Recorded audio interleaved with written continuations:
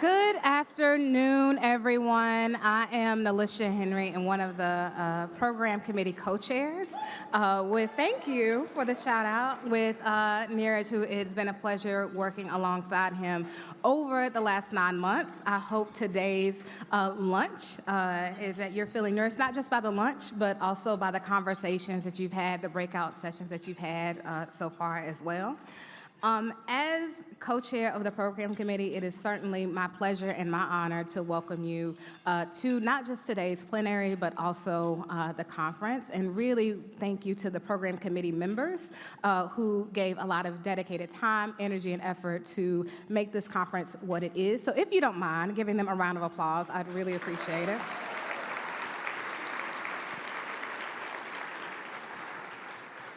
So I want to take you back to August of last year when Neeraj and I were invited to serve as co-chairs. At the time, we were in the middle of an election cycle. We knew would shape our country's future, but we hadn't yet experienced natural disasters on opposite coasts, like the Hurricane Helene that ravaged this region, or the wildfires in California that would soon affect so many communities and organizations. We hadn't yet seen the market volatility that continues to ripple across the philanthropic sector. And we certainly had really quite kind of wrapped our heads around how generative AI would really impact the work that we do and raise some really important questions around, as funders, how do we do this work and what is ethical and what makes sense for our grantees? And so that has been really one of the reasons why, as we were thinking about the planning for the conference, we didn't know exactly what our world or what our work would look like 9 months later. But what we did know was that we wanted to build something that was responsive, something that was grounded in the realities that we all face. And that is why we wanted to focus the learning of this conference in the context of volatility, uncertainty, complexity, and ambiguity, or you may know that as VUCA, right?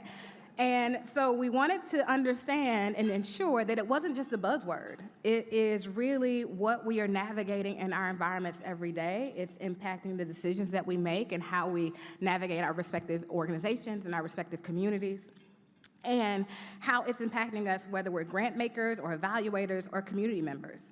So we wanted to ensure that you were hearing from people who aren't just thinking about VUCA, right, as a business term or as jargon, but they were living it and learning it and able to share that context and practices in real time.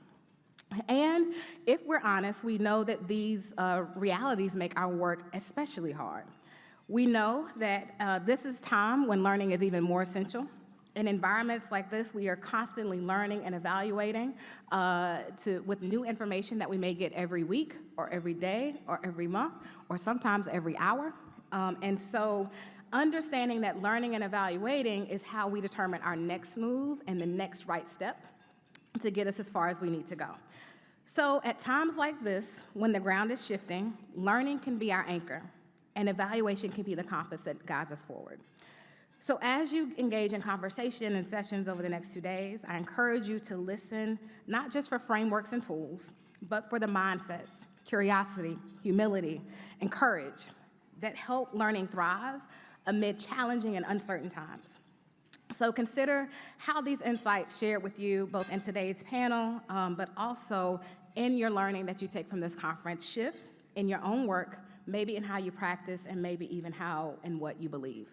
So with that, I want to thank you for stepping into the shared space of openness, reflection, and curiosity.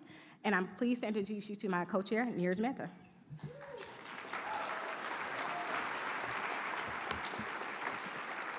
There's so many people here. It's amazing. Thank you, Nalisha, for those powerful words, insights on adaptability and learning in philanthropy. I like to say to our teams at McKnight, you're accountable not simply for, or you're not really accountable even around, did you do what you said you were going to do? Because in complex systems change, that's not a real thing. But are you accountable in your ability to navigate complex dynamic terrain? And learning is a tool that helps us do that.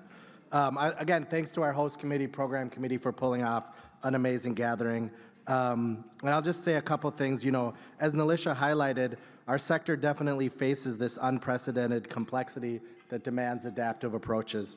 And in my experience, GEO isn't just an organization that helps us do that, it's a community that helps us do that, where we can build these capacities, learn new skills, and network and connect with people who can help us along our journeys.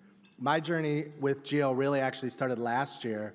I was privileged to be in the Change Leaders in Philanthropy Fellowship, CLIPIF.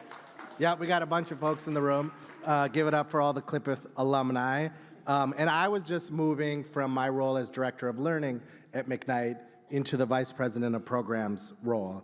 And the fellowship uniquely combined rigorous frameworks with practical applications that transformed how I approach change management, people leadership, strategy development. But what I valued most about GEO was not just the technical skills that we got, but it's the combination of vulnerability and accountability that their staff lead with, and the space that they created for us to move into that place. The Learning Conference to me exemplifies what makes GEO essential. Again, we're not just sharing best practices, we're building the collective capacity to navigate complexity together. And I hope you're able to take advantage of every session, every conversation, and every connection that you're able to have today. And now it's my pleasure to introduce my friend and fellow alumni, Andrea, who also goes by Dree Hulligan, who is the Vice President of Strategy and Culture at the Winston-Salem Foundation.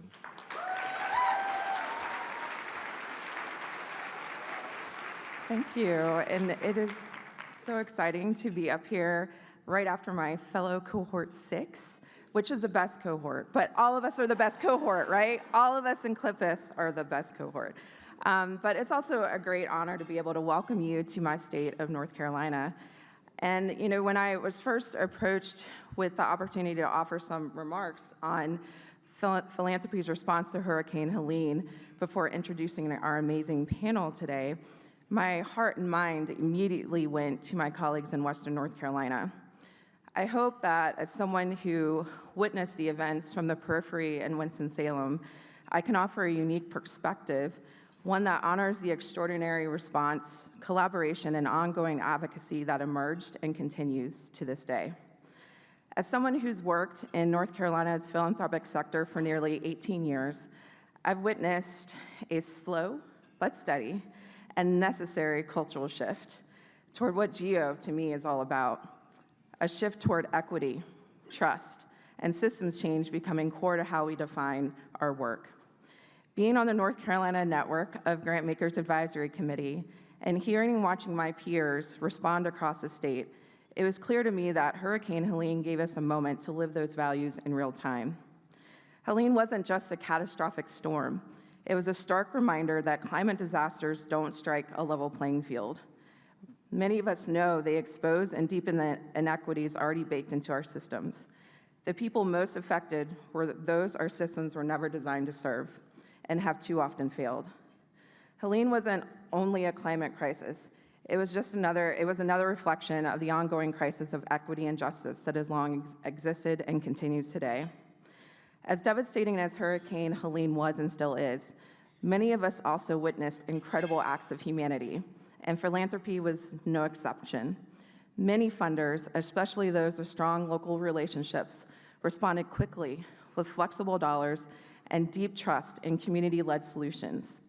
In several cases, they partnered with community-led networks to move resources faster and more effectively to where they were needed most. North Carolina's philanthropic sector also collaborated in meaningful ways.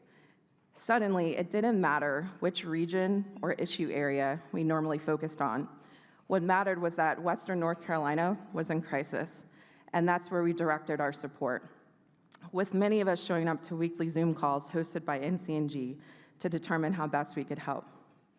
What stood out to me, too, was our sector's willingness to use its voice, not just its dollars, to advocate at the state and federal level for resources only government can provide. That advocacy was and continues to be critical as Western North Carolina continues to rebuild. At the same time, we know that crises can expose patterns in how we work and how philanthropy responds, and where we may struggle.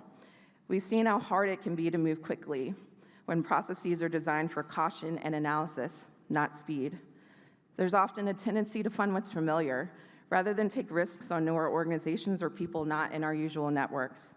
And while many funders want to help, we can hesitate in the face of complexity or uncertainty.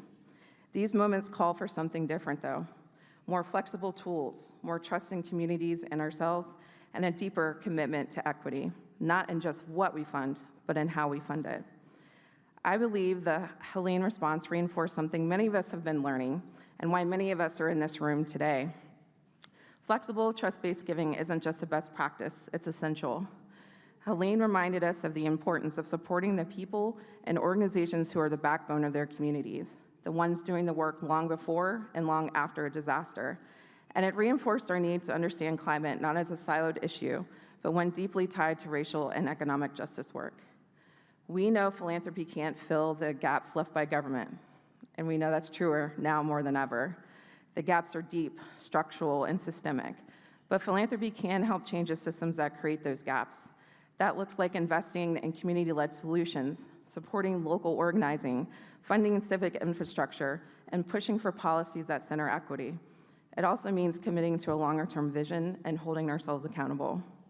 Hurricane Helene challenged our sector, but it also clarified what's possible. We saw how quickly resources can move when trust is in place. We saw just how powerful local leadership can be when it's resourced, not just praised. The next storm will come, climate-related or otherwise, and let's face it, that storm is here. And when it does, I hope that we follow the example set last fall by so many in this room and beyond, that we act boldly, respond quickly, and advocate not just for immediate relief, but for lasting systemic change. I want to thank everyone in this room and beyond who supported and continues to support the rebuilding efforts in Western North Carolina. And with that, I am honored to introduce this afternoon's conversation moderated by Trabian Shorters. Trabian Shorters is the creator of Asset Framing and CEO of Be Me Community, a network of Black leaders and allies reshaping narratives around equity and impact. A former tech entrepreneur and Knight Foundation executive, he's now a New York Times bestselling author whose work is transforming how funders and organizers drive social change. I hope you'll take some time, if you haven't already, to read more about him and all of our wonderful panelists in the conference app. And for me, this conversation is especially meaningful. Early in my time at the Winston-Salem Foundation, I was introduced to the power of asset-based thinking by Neighbors for Better Neighborhoods, a local nonprofit rooted in asset-based community development. They challenged us to focus on strengths within our community, reshaping how we approached funding, storytelling, and donor engagement. Too often, I think we underestimate the influence of data and storytelling and how easily narratives and assumptions take hold depending on how that information is framed. Now more than ever, we have a responsibility to elevate data and stories that reflect the strength and the brilliance that all of us in this room see every day. I'm excited to learn from today's panel about how asset framing can deepen our impact and shift the way we work. Please join me in welcoming Trabian and our panelists.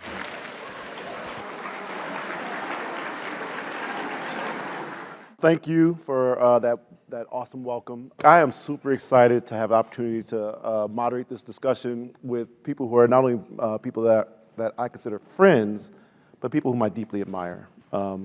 Last year, some of you may have attended the national conference where I did a keynote on asset framing. A little background on that keynote was I thought it was going to be a workshop until I landed, and they said, no, not 2 hours, 45 minutes. And so I was informed that two great things happened as a consequence of that. One, apparently it was the top rated session. Thank you. Yeah. And then also, people thought it was too short. So after today's discussion, we'll have an opportunity to also do the workshop, the full workshop. So today we will hear from folks who actually do the work. People often mistake asset framing as being a messaging paradigm. It is not a messaging paradigm. It's not about what do you say about people. It's how do you think of them, right?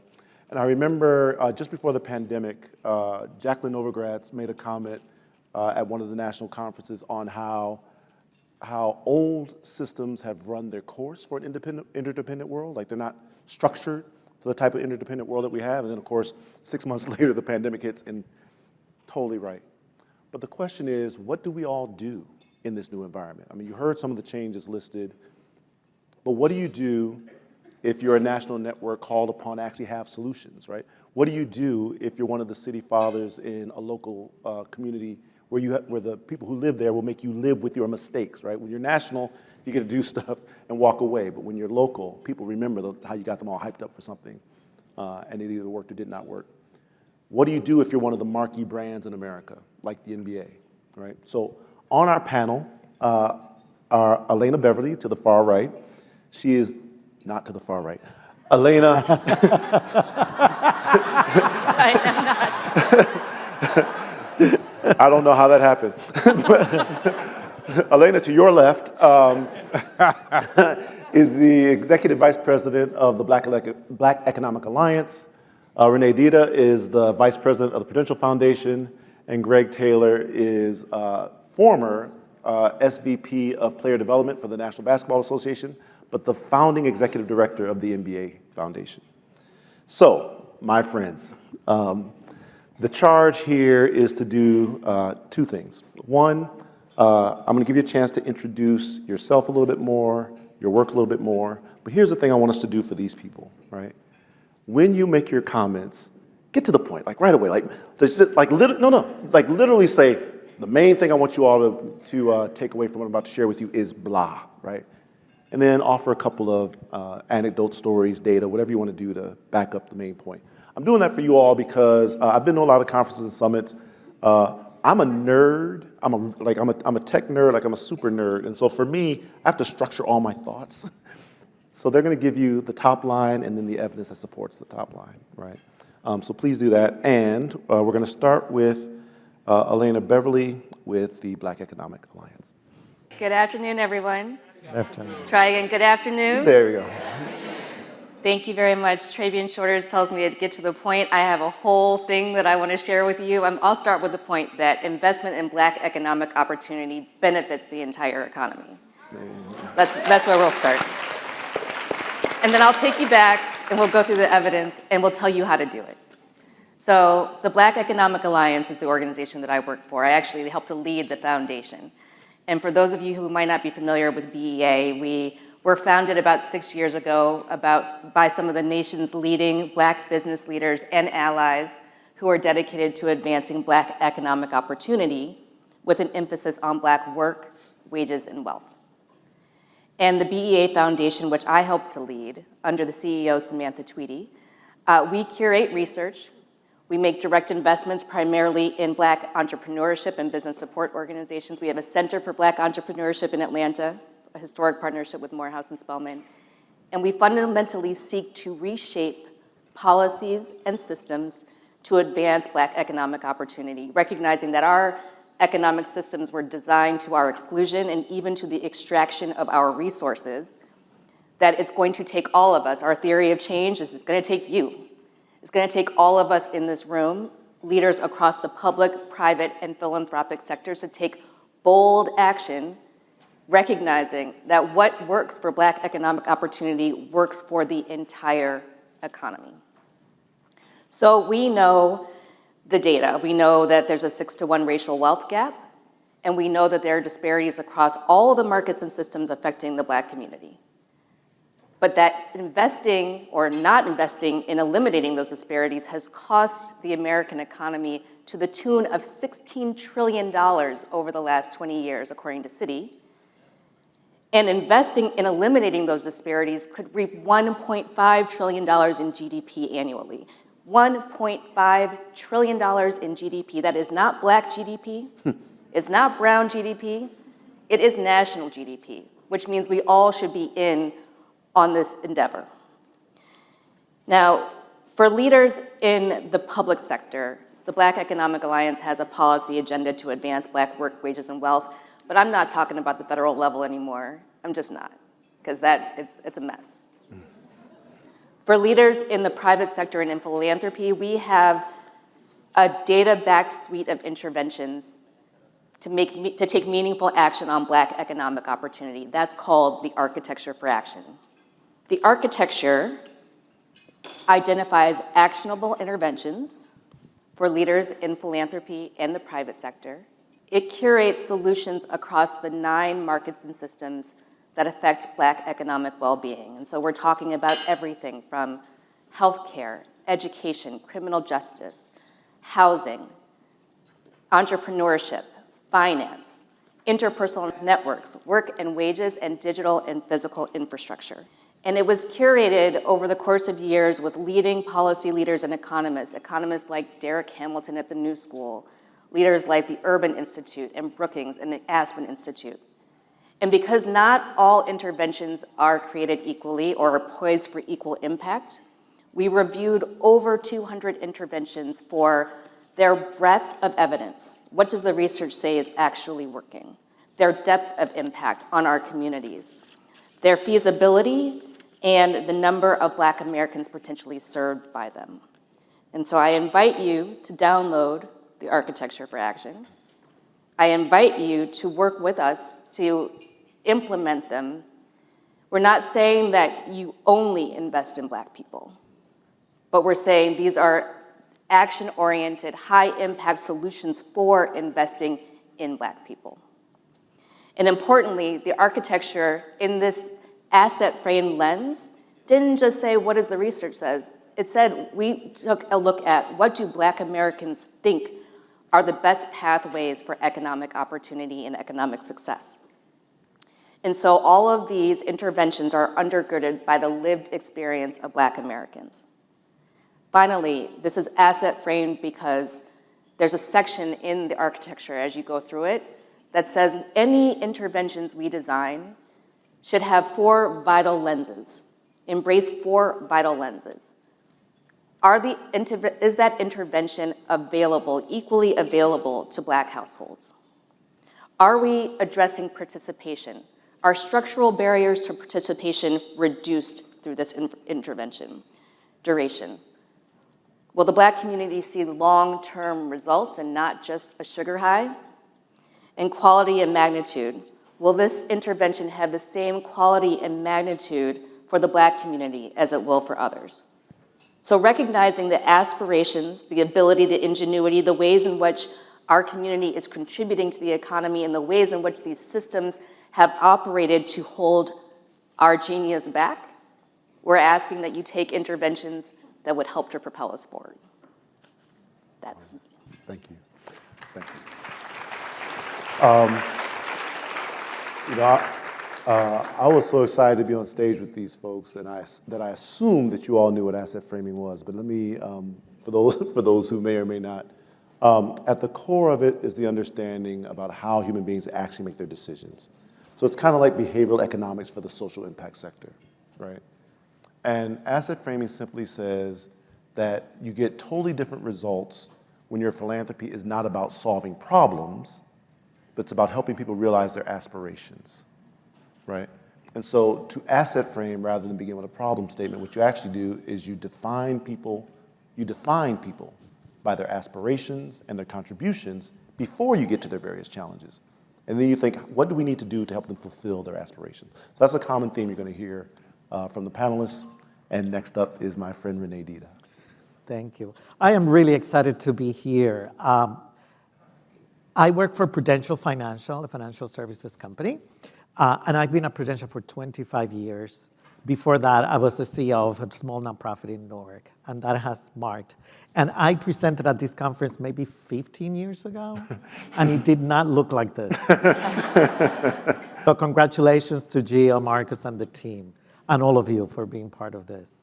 So you took my one thing I wanted to say, but I'm going to repeat it because asset framing is not what you say about people, it's what you think about people. And for us at Prudential, we've been practicing that even before we knew it was a thing, mainly because our historical commitment to community. We have been in Newark, New Jersey for 150 years. We're just at the tail end of our 150th anniversary celebration.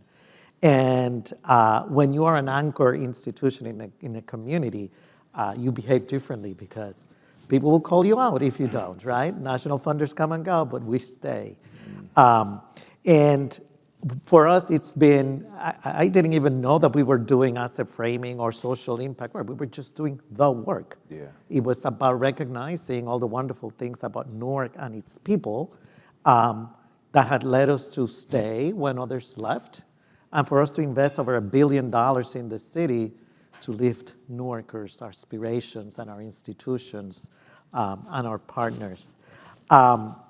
So I want to share a couple of practical implications of that work for us and for those capacity builders in the audience. Over a year ago, we realized in Newark, it's a small community, that we were getting a lot of turnover in CEOs. You know, we had CEOs that have been leading these organizations for years. And all of a sudden, there were like 15, 16 new leaders, some of them who left abruptly. And some of them were planned, and some of them were just fed up with some of us funders. And we panicked for a minute. We were like, wait, there's a problem here. But we also recognized the opportunity because now we had new leadership coming in and younger people coming to take those roles. And we said we had to protect those assets. And one of the things that we did to do that was bring a Smart Optimist Retreat, which is one of the programs that the BB community under Trevian offers. And can I talk about how it works? Okay. Yeah, so we knew we were going to do this, and Trevian asked us to select a number of leaders. And we had a list of about 20, 25 CEOs of very important organizations in Newark. And then he asked us to select from those who were builders. And he asked other questions like, who's an asshole? And who's not? And from there, we selected 15 who got a letter, got an email saying, come to Puerto Rico for a retreat. And that's all they knew. No agenda, no who else is there, no nothing else. An invitation from Prudential to a retreat. So talk about trust. 50, some of them called, the head of the foundation, some of them called me, is this for real, and all that. And here we were in Puerto Rico, talking about self-care, about leadership development, about asset framing, about building community. And it has been transformational already. We've seen the collaboration, the love and the affection and the support that they're all giving each other. And as a result of that, and I'm looking at one of my partners in the audience at the Victoria Foundation and Prudential, we led an effort to start a collaborative fund to focus on leadership development. Now, when everybody's trying to figure out what to do, we're going to protect our assets, which are our nonprofit leaders and their staff. So that's one practical application of asset building for us. The second one, very much aligned with Elena's work, is we're a financial services company. And we, like many other financial services companies, we're going after mass affluent, people that have over $100,000 of investable income. We were missing a big component of the population, especially the Black community. And we intentionally now have a business strategy called Blueprints to Black Wealth, where we work with community partners and others to uplift and provide the pathways of what are the aspirations of Black people and dispelling the myths that not all Black people are poor, and that some people are ready now. And for those who are ready now, we have our financial advisors and who can go and work with them. And those who are not ready, we work with our community partners, with hopefully some of the interventions that you have identified to get them closer to that point. And that has led us to rethink the way we train our financial advisors, the way we talk about people, the way that we are thinking even about distribution channels. And in a year and a half, we have increased our Black market segment by 25%. All right. So it works. Love that. Thank you. Eliminating economic barriers to Black economic well-being benefits everyone. When you are a local institution, you have to live with the mistakes, so invest in your local assets, except for the assholes. Go on a smart optimist retreat. What was that? Go on a smart optimist retreat. Yeah, of course. I heard that too. And Brother Greg, what's your story? So super excited to be here. Trabian said to give a little bit about myself before I jump in. So been at the NBA or just left the NBA after a little over a decade, about 11 years. And prior to that, about 25 years in philanthropy at the community, regional, national level. And really where I'm at now is just looking forward to whatever my next step in my journey will be. And that brought me to this conference today. He shared about saying what your ultimate point is up front. And I would just say that asset framing centers the young people or the people that you want to serve despite what you actually think about them. Oh. Right? And why that last finer point is really important is it really does call to question the charity versus philanthropy frame. And why I think the story that I want to share with you in a moment is so seminal is, let me just take you back to the summer of 2020. We know about the horrific murders of George Floyd and Breonna Taylor and so many others. And like many organizations in the States, the NBA was trying to figure out what was our response during that, what we'll call a tumultuous summer. And among other things, we created the NBA Foundation, which was a $300 million 10-year commitment from our governors. We call NBA team owners governors. It feels better, but we'll talk about that. From our governors. And the question was, how were we going to create a mission to respond to this very specific time in our history, right? And so a lot of the conversation was about reframing this notion of charity versus philanthropy. And having really clear discussions about what that meant. And so we had lots of mission ideas, and I was able to land the plane on economic mobility for Black youth, 14 to 24, in the 28 NBA markets. Folk on the corporate side, I imagine the corporate folk here, nothing is done that doesn't affect the bottom line of a corporation. And so the notion wasn't just work anywhere, work where the NBA teams are located. The good news about that is, if you think about it, that's east-west, urban, rural, north-south. And so it really is a microcosm of America. And in many ways, the NBA teams are viewed as anchor institutions in those communities. You think about the arenas where we've been doing some voting registration and voting polling lately. You think about the teams with all their partners and all the ancillary businesses that are able to benefit. And so what an incredible opportunity to kind of corral, if you will, this subset of America around this really bold mission. I think what's really important for everyone to understand is, in many ways, 2020 was like a perfect storm at the league, if you will. If you remember, the Milwaukee Bucks decided not to play in protest of Jacob Blake's killing. If you remember, I don't know in the city near you, but in New York, all of the Fifth Avenue was boarded up because they thought it was the end of the world in terms of the protest. And frankly, if you know much about the league is often touted as being more progressive of the other professional leagues in terms of its history around civil rights and engagement. That's not too hard when you're being compared to some of the other leagues, but I digress. So you had this kind of internal and external push where the governors wanted to be on the right side of history, regardless of their political affiliations. And it was asset framing that really broke that conversation open. And we were talking about how do you identify the ultimate end user or beneficiary of this work that we're trying to do in a way that's aspirational, that highlights their contribution, that highlights their leadership, and doesn't view them as a charity case that you're trying to check the box and invest in moving forward. And so landing on economic mobility, responded to conservative folks who were like, we want to stop brain drain from some of our small markets like Oklahoma City, and it responded to folks on the liberal or progressive side because we all want an inclusive democracy, and having financial wherewithal is a way to be able to do that.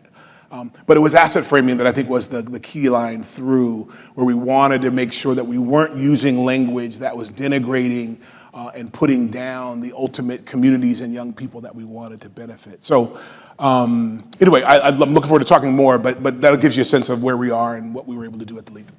Awesome. Thanks for that food for thought. So a few things like popped to mind as I was listening to each of you. One of which is we're in a room where, I don't know, you all actually follow statistics, so I don't know what the exact distribution curve is, but there are a lot of innovators in this room, right? I would imagine. And so when you look at your work, I'm curious. I want you to give these innovators something that they can hold on to. They should be able to go home and say, yeah, so-and-so agreed with my thing, right? And so here's the thing. Here's the thing. What's a fundamental belief in your field? And you can choose how you define your field, but a fundamental or a belief in your, a common belief in your field with which you fundamentally disagree, right? Because as you look at the way that you all approach the work, you're approaching it differently than what's normal. So I just want any one of you who's willing to name, what's a belief that you're like, yeah, no, it's wrong? So I'm going to say that I don't believe anyone in this room believes this, but I've heard it mentioned earlier today, is that the rising tide lifts all boats. I don't agree with that. That's not a thing. Right? I think the idea that spreading peanut butter and resources, regardless of context and community, it's obvious that that does not work, right? Everyone in this room gets it, that racial equity requires precision. I'll just say it again, it requires precision.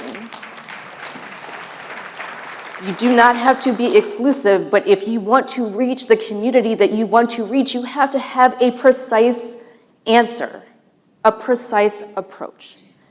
And fundamentally, what undergirds all of that for us is an understanding that if we invest in our community, in our aspirations, in our ingenuity, we unlock shared prosperity. And that's the one thing that I think everyone in this room gets it. I just want us to continue to do it in the face of these very stiff headwinds. I think for me, the notion that many of the issues that affect the communities that we all operate and live in, or live, work, and worship in, maybe is a better way to put it, are intractable. I think that is the belief of leadership that owns the NBA teams, if you will. And I think, I actually fundamentally disagree with that. I think the solutions are in rooms like this and in communities. The question or the disconnect, I think oftentimes with, at least the folks I rub elbows with at times, is that the sector hasn't made bite-sizable what we want from people. People really do want to contribute and do things, but when you think about the issues that we're all trying to wrestle to the ground in terms of making a more inclusive and equitable society for all that works for everyone, I think that those who are on the sidelines don't know what to do. And I think we've got to do a much better job of literally saying, and maybe this goes to your specificity point, Elena, about what do we want from them? And so in my context, when we created the foundation, it was like I wanted you to hire young people in your arenas, in your markets during the season and beyond. For those young people that wanted to go into the culinary arts, put them in the chefs' rooms around, who share food, whatever, during the games. If folks want to be on the marketing side, embrace them and play that role. And that was understandable. Now the question is, how do we educate young people? How do we make sure they're able to contribute to the bottom line and the like? But I have full faith that the nonprofit sector can answer that question. What we don't do well, I think, is saying to folk who think they're more important than all of us what we want from them. And I think you can turn that around and be really plain and be specific as to what we're asking them to do.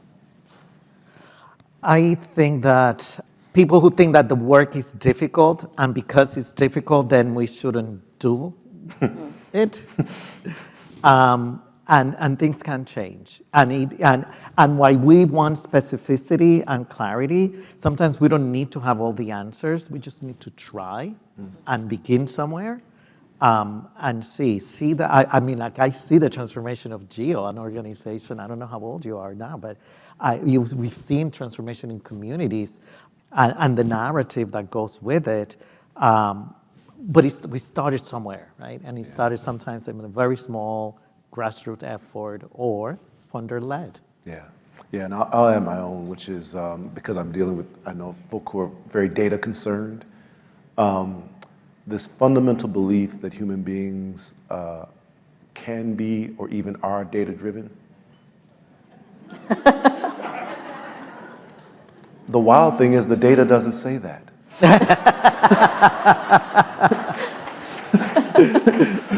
You know, I'm being quite sincere. Like there's actual sociological research that shows that human beings cannot be data-driven. We are narrative-driven and we use data to reality test.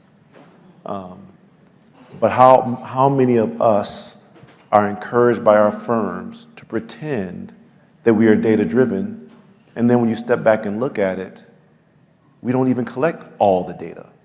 We collect the negative data. So at best, we are negative data-driven.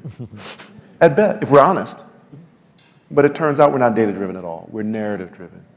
And to the extent that we can appreciate the power of narrative, it changes our ability to impact everything that we care about. So with that lead in, I'm curious, again, folks here have to be concerned with effectiveness. I've been told. But seriously, in your own experience, in your own background, has this asset framing stuff proven more effective at any point? Or in what ways, if any, has it proven more effective? I can start. About, again, as a capacity builder geek, I presented here at the time where logic models were fun and the in thing, that long ago. So fun. Thank you. About 10 years ago, we at Prudential tried to bring a group of funders to come together to develop some collaborative fund around capacity building for Newark organizations. We met for a whole year, and we came up with nothing. Nothing. And these are big funders, national funders, local funders, global funders. And last year, we were able to get a fund. We're going to have 5 funders we're going to get $2 million to focus on capacity building for Newark nonprofits because we want to protect that asset. And I had to ask my partner in crime, it's like, did asset framing have anything to do with this? It was like, heck yeah. It was because we saw that we wanted to protect that asset and continue to, for the city to continue to flourish. We need a strong nonprofit sector, and that will be our contribution. So. You know, one of the things I love about what you just shared is you talked about what is investable. Like when you define groups entirely by their needs and lacks and then you don't really invest in gaps. Right?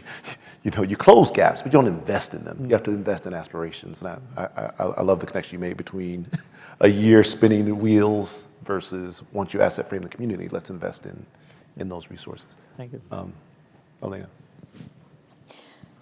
So my background is in policy, and I used to work in the White House, and everything that we did from the White House, it was not this White House, or even the one right before it, just to be clear. Everything we did was supported by evidence, like we used evidence-driven policy.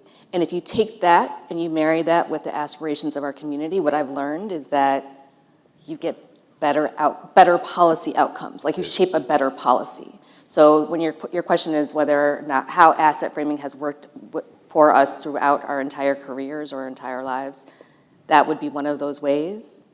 Today, BEA Foundation is working with local leaders in cities with greater than 30% Black population. So I'm working with all these mayors across the country. We just launched in Cleveland, but we're going to Montgomery, we're going to Birmingham, we're going to Atlanta, we're going to all these places. I'll tell you all about them. Please come visit me afterward. We'd love to have you at the table. But what I'm learning is that this resource that is both evidence-driven and supported by lived experience is helpful to the public leaders who have to make the case across party lines, Great point. right? They need to make the investments that are real for their community, but they have to make the case for investors who do not have the same worldview, right? So bringing all of that information to bear to shape the policy, I'm finding is very effective. Maybe I'll go in a little bit different space because I think it made me more effective.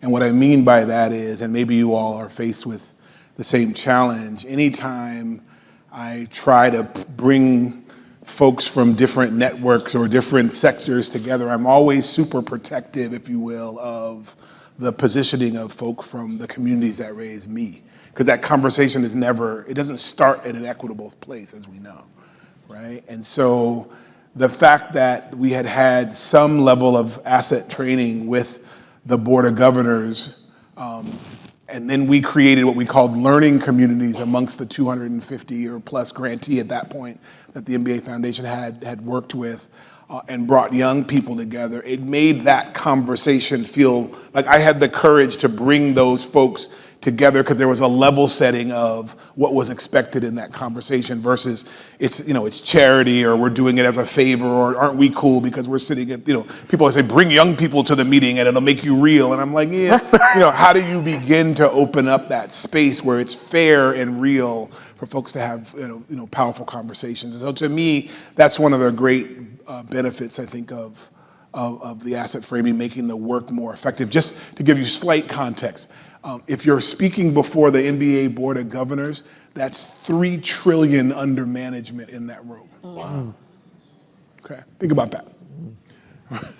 Right? And so when you bring in folk to help level set in that community, there is these are like titans who, for many, have owning an NBA team is like the seventh business, right? And so how to create a level playing field to be able to have real conversation around what's needed, it resulted in things like capacity building grants. We gave general operating grants that would normally not done. Maybe this is not revolutionary in this room, but in a group of a kind of corporate business bottom line where they want to know where everything is going, everything is a value, everything, it was like, how do you create trust with the folk that we ultimately, whose lives we want to impact? I think it went a long way in that conversation.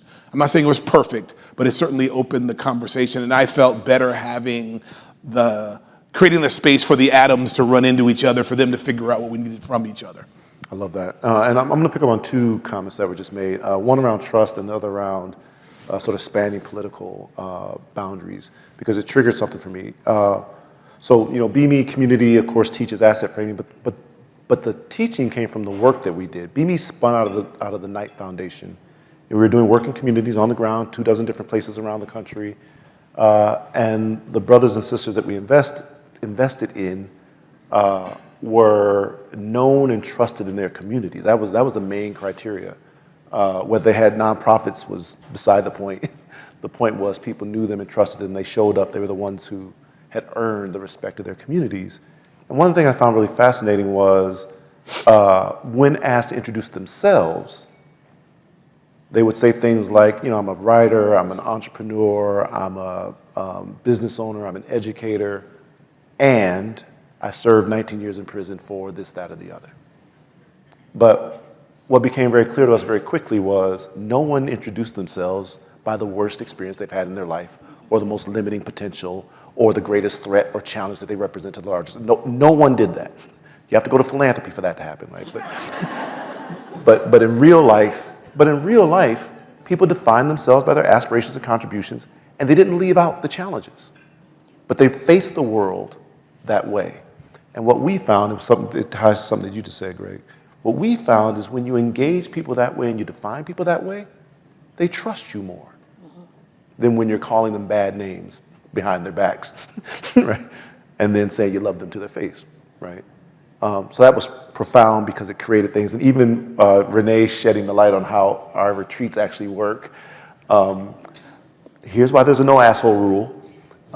It's a very practical reason. When you have deeply dedicated people and you're trying to build trust, one asshole spoils the soup.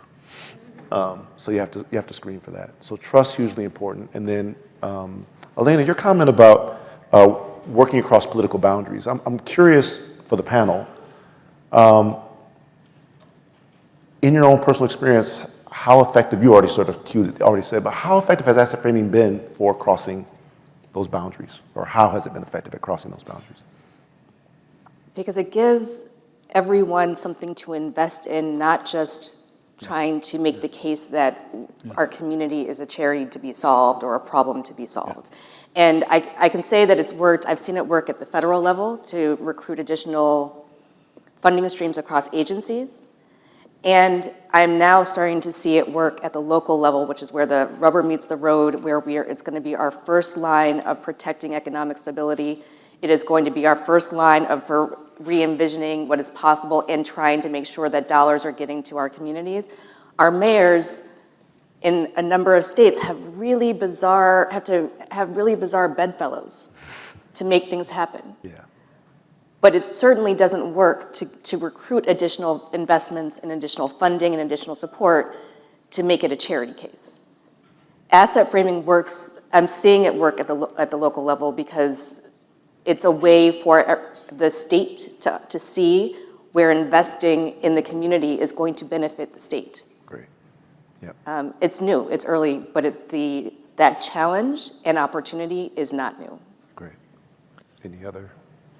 In terms of trust, it was really interesting. I mentioned that shift in leadership in the city, and one of the things that we did is we had listening sessions first with people who have been on their jobs for less than 2 years, and then had conversations with senior leaders who had been in their jobs for over 5. And the more senior people told us that they didn't trust us. Mm-hmm. Funders, 2 funders, Victoria Foundation and Prudential, make huge investments in Newark. Something was being lost in translation there, where we thought that we were being clear on our strategies, we were being open, we do all the trust-based philanthropy things, and still something was being lost. So still work in progress.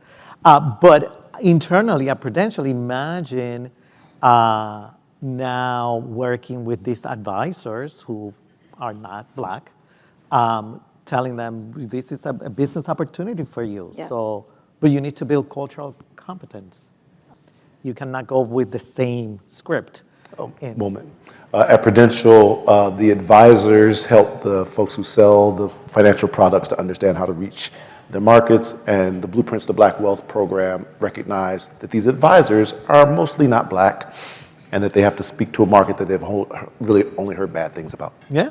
Well, and so it's been part of the work that we've done with Tribune. It's really rethinking how we train them, and how do we our sales team and our marketing team, so that we can talk about people differently and meeting them where they are and listening to their aspirations and then developing solutions for that. Love that. Do you have one, Greg? Yeah, I mean, it's just what I said a minute ago. I think in many ways, another nugget about the board, you have the largest donor for the current administration sitting next to the larger donor from previous administration in the same room. And so the notion of really getting folk to that body to understand why economic mobility is a topic that could be valued by both parties, regardless of whatever your political affiliation is. I think that grows out of the asset piece, right? It wasn't about, stopping kids from doing X, or it wasn't about, helping communities do Y. It was about, no, these folks in the communities that we care about have aspirations, they have dreams, they want to earn revenue, they want to develop marketable skills, they want to contribute to the society. How do we help that? And I think that framing is why we were able to get to the mission piece as quickly as possible and then execute against that. And all that's based on the asset piece. Love that. Okay, so we spent a little bit of time sharing perspectives. We'd love to open the floor to you all. So we collected some questions in traditional evaluation, we often start with needs assessment. What would an aspiration assessment look like instead? What kind of questions or data would be prioritized? Love that. I have an answer, but I don't want to talk through the entire Jump panel. in, jump okay, in, then, please. Then I'll share this. Great point. The thing, and to understand it, the structure of asset framing has a specific structure. It's to tell the whole story. So you start with aspirations, but you have to include challenges. So the challenge with the need assessment is the need assessment says, okay, now we know what the needs are, but that encourages us, our brain, that encourages us to think of the population as needy, because all we know are their needs. As far as the data we collect says, they make no contributions and they have no aspirations, because we have no compilation of that. So if you want to do an asset frame version, you would literally ask about what are the things that this group excels at? What are the ways they earn, yearn, seek, learn, build, strive, achieve? What are the things that they excel at? And then what are the things that they want to excel at, right? Ask those questions. And then you can ask, where do they actually stand on those curves, right? So when you look at things like targeted universalism, it's a relative, scale. But to do targeted universalism, you have to understand what the norm is. You have to understand where people are relative to that norm. So if you're doing, I don't know why I'm looking. If you're doing an asset, an aspirational assessment or a community assessment that is asset framed, then you'd ask those, aspirational questions, those contributory questions, and you would also ask the need questions. We need to know, and then you can have a whole picture of what your market looks like. Mine is super. I'm sorry. Go ahead. Mine is super simple, which is, can we just get away, go away from the comparison of like life skills versus hard skills? Like all of them are required, and I think if you can create an aspirational tool that begins to identify all of the skill set that makes up the whole person. I keep looking. I'm doing the same thing. I'm talking to you. That makes up the whole person. I think that would go a long way to impact lives. So I'll leave it there. I was just going to say from the practical applications as well. Evaluation, yes, we still need to provide the hard data, but the art of storytelling, which I know it's been a part of this conversation, adding is an and for us. And also we have to change the way we do our grants write-ups. We were able to change that because of the asset framing, because our board is, half of them are senior leaders from Prudential and half of them are board members of the company. And so we have a great opportunity to educate these people without denigrating people. Yeah. So we are changing the way we're doing our grants write-ups that get presented to the board to talk about aspirations. And then we talk about what are the challenges and how these organizations are addressing them. Yeah. And I would emphasize that an asset framed approach or an asset assessment would include speaking to the community about what the community views as the most valuable pathways, the preferred pathways to achieving the end goal that you're trying to meet.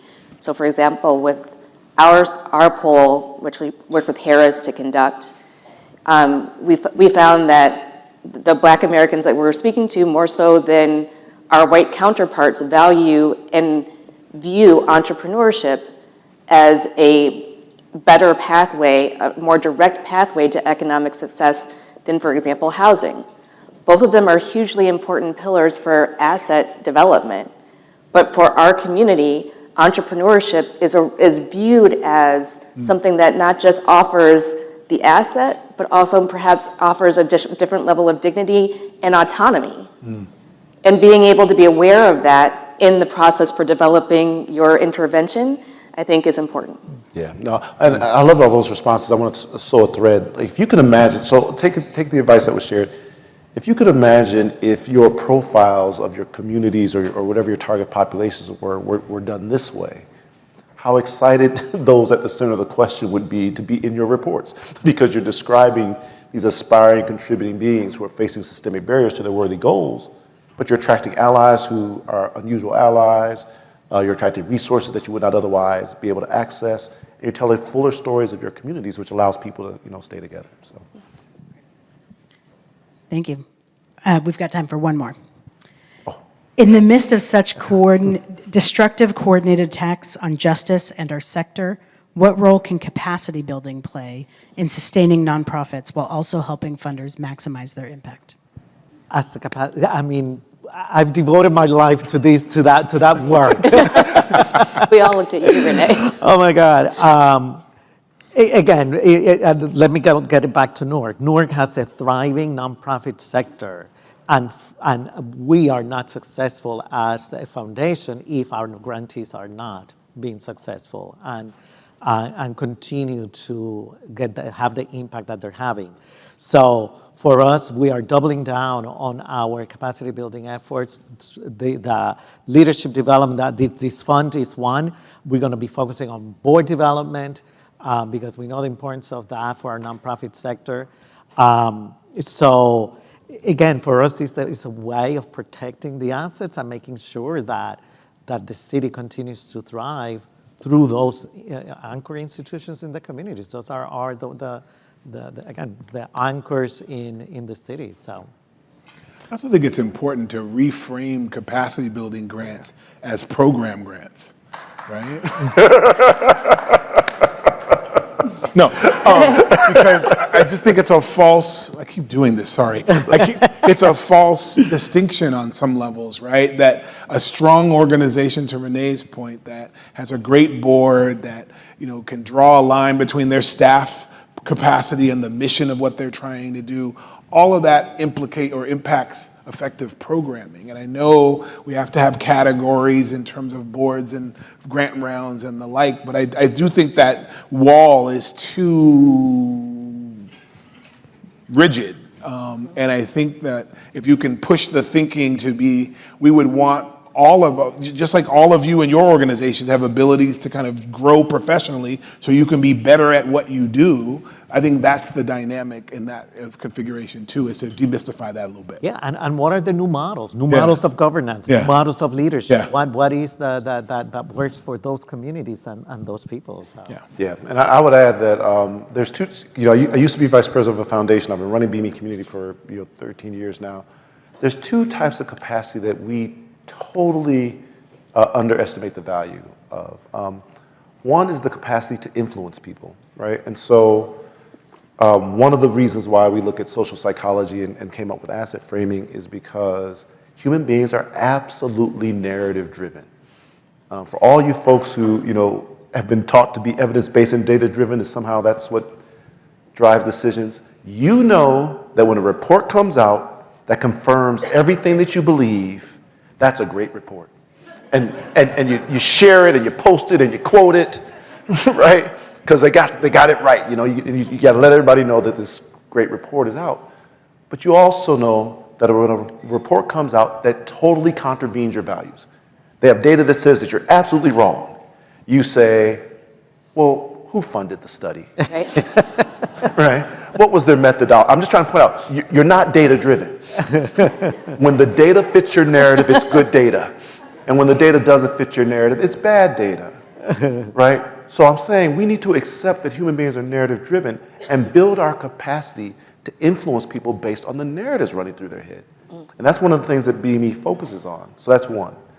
The second capacity that we totally undervalue is community. And I don't mean the communities that our grantees might work in. I mean the leadership community. How many of you are in communities? When Renee was talking about the SOAR experience, the reason why it works is because, one, you vet the type of people who are in it, but the other reason it works is we don't care what job you do. We care about the person, and we want the person to do well. And what we found is when you are investing in community, like community of leaders, when you're investing in community building, our leaders have extraordinarily high impacts, but they also improve their health outcomes, right? They literally develop greater emotional capacity, better health practices, and achieve greater impact because somebody invested in them as a person, as part of a community. So I would encourage you all to consider the social science of social change, right? Humans are narrative driven, people live in communities, feed both.